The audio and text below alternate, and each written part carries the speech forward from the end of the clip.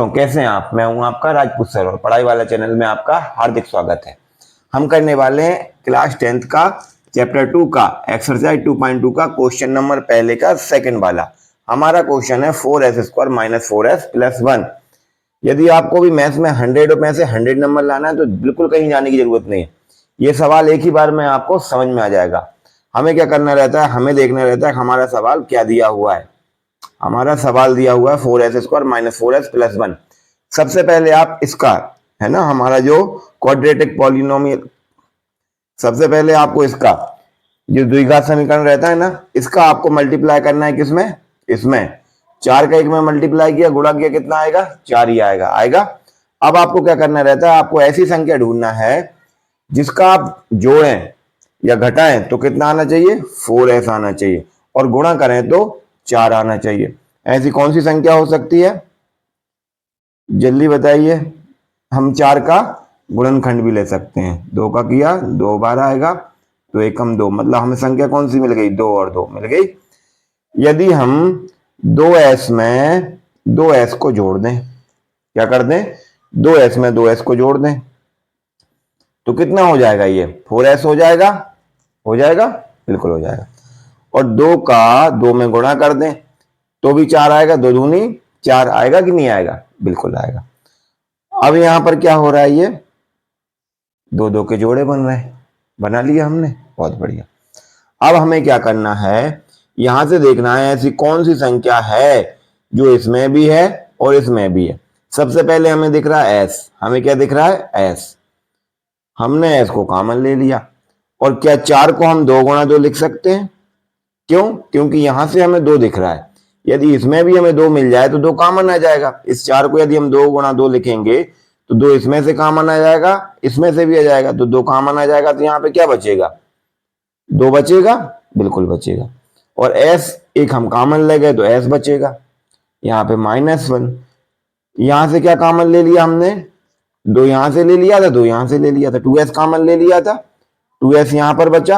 ये पूरा का पूरा चला गया तो बचेगा हमारा -1 बचेगा।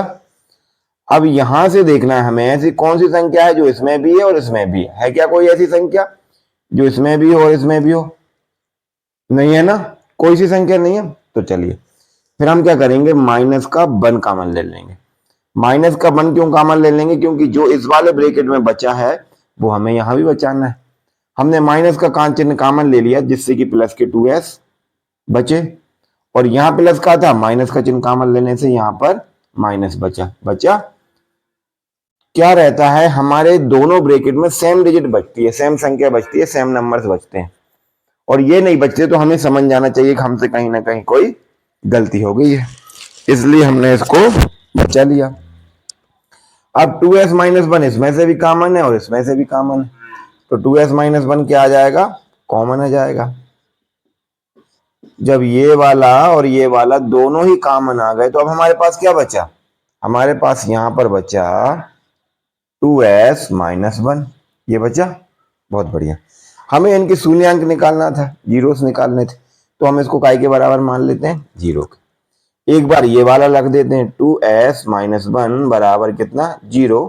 एक बार इसके बराबर में रख देते हैं, 2s - 1 बराबर 0। ठीक है ना।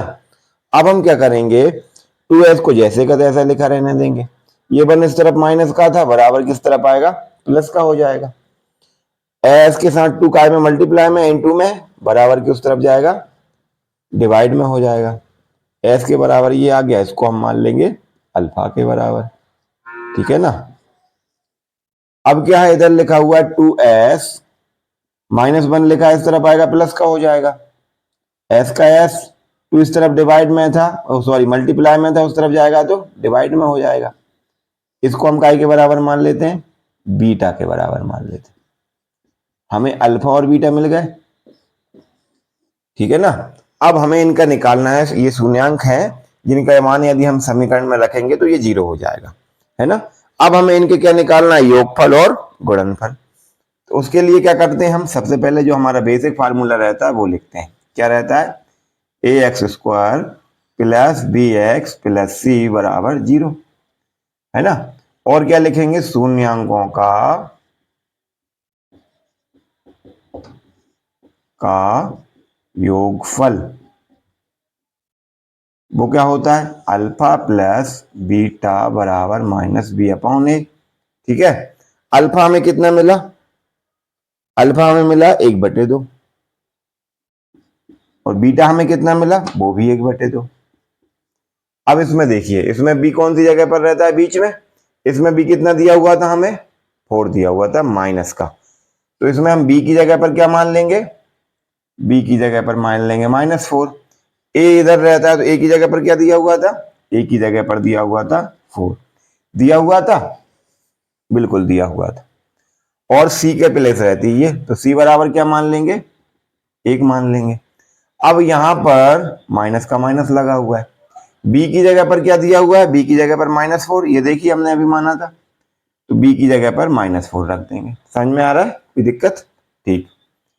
ए की जगह पर कितना दिया हुआ है, ए की जगह पर भी 4 दिया हुआ है, हमने 4 रख दिया। ठीक है, इन दोनों को सेम डिनोमिनेटर है, समान हर है हमारे पास, तो 2 का 2 लिख देंगे, 1 + 1 लिखा जाएगा ऊपर, माइनस का माइनस में मल्टीप्लाई होगा 4/4 हो जाएगा, 4 से 4 कट जाएगा, बना जाएगा। एक और एक कितना होता है, 2/2, 2 से 2 कट गया, 1 आ गया, एक हमारा आंसर आ गया। ठीक है, जिस तरीके से हमने शून्यांकों का योगफल निकाला है, इसी तरह से हम निकालेंगे शून्यांकों का गुणनफल, जो कि निकालेंगे हम अगले पेज पर। चलते हैं अगले पेज पर। शून्यांकों